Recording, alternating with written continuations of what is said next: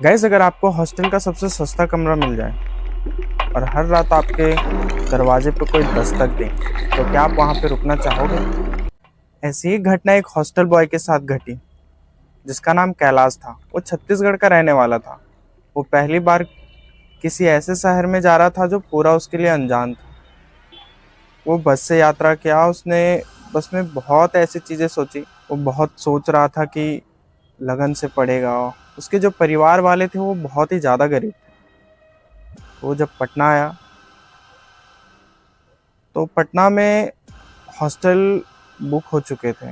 वो बहुत ही लेट से आया, लेकिन बहुत ही इंक्वायरी करने के बाद उसे एक हॉस्टल मिला जो थर्ड फ्लोर पे था।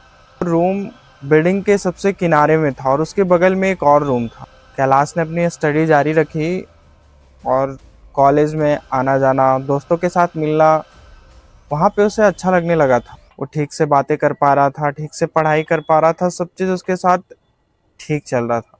कुछ टाइम के बाद दिवाली आने वाली थी। जो वहाँ के हॉस्टल के पूरे लड़के थे वो दिवाली की छुट्टी में अपने घर चले गए।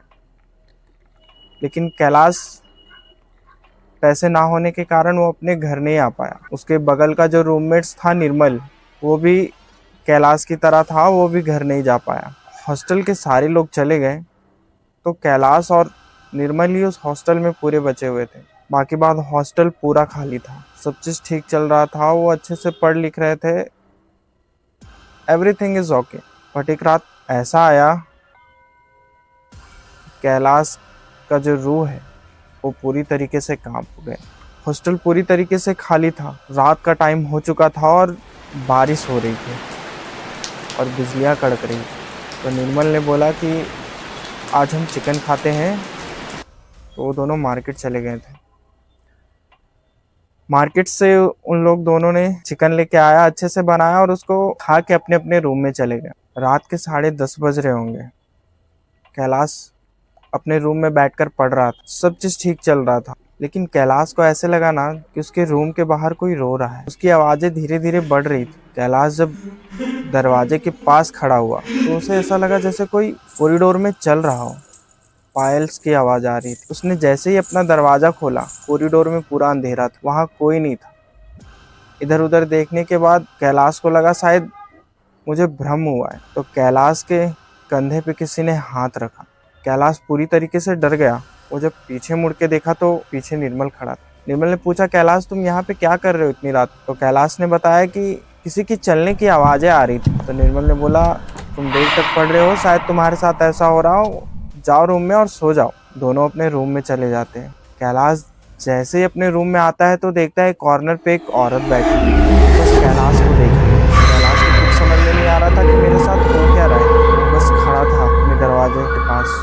वो पूरा डर गया था। कैलाश ने पूछा कि तुम कौन हो, तुम्हें क्या चाहिए? वो औरत एकदम शांत थी। उसकी आंखें पूरी सफेद और बाल बिखरे हुए थे और कैलाश को देखे जा रही थी वो।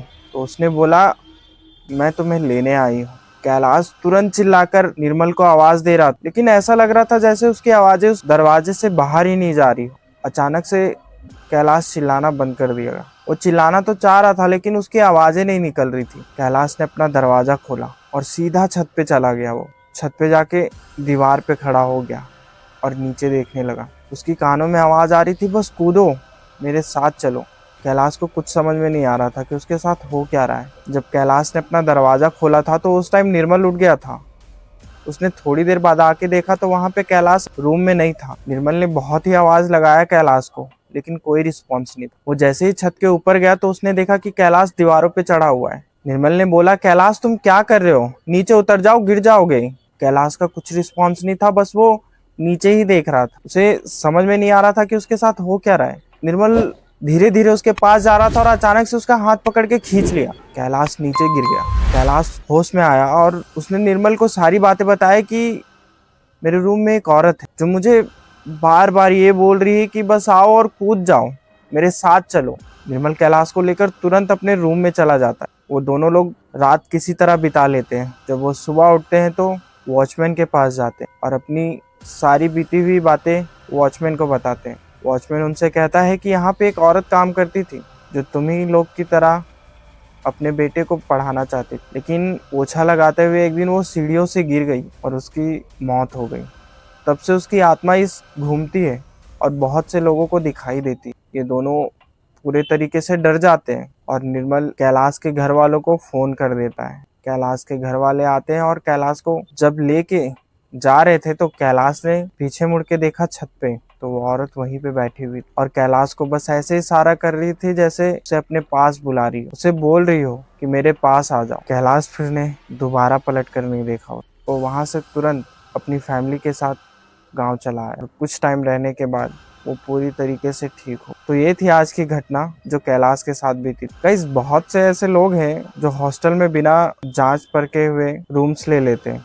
उन्हें सस्ता रूम्स मिल जाता है तो वो सोचते हैं कि हमारे लिए सही है, लेकिन ऐसा नहीं है गाइस। आप वहाँ पे जाइए, इंक्वायरी कीजिए, तब लीजिए। आपके लिए वो एक नया शहर है। गाइज, आप में से ऐसे बहुत लोग हैं जो वीडियोस को पूरा नहीं देख। आप कमेंट्स में बता सकते हो कि आपको किस तरीके का वीडियो चाहिए और वीडियो को शेयर कीजिए। मिलते हैं आपसे फिर एक नई घटना के साथ। धन्यवाद।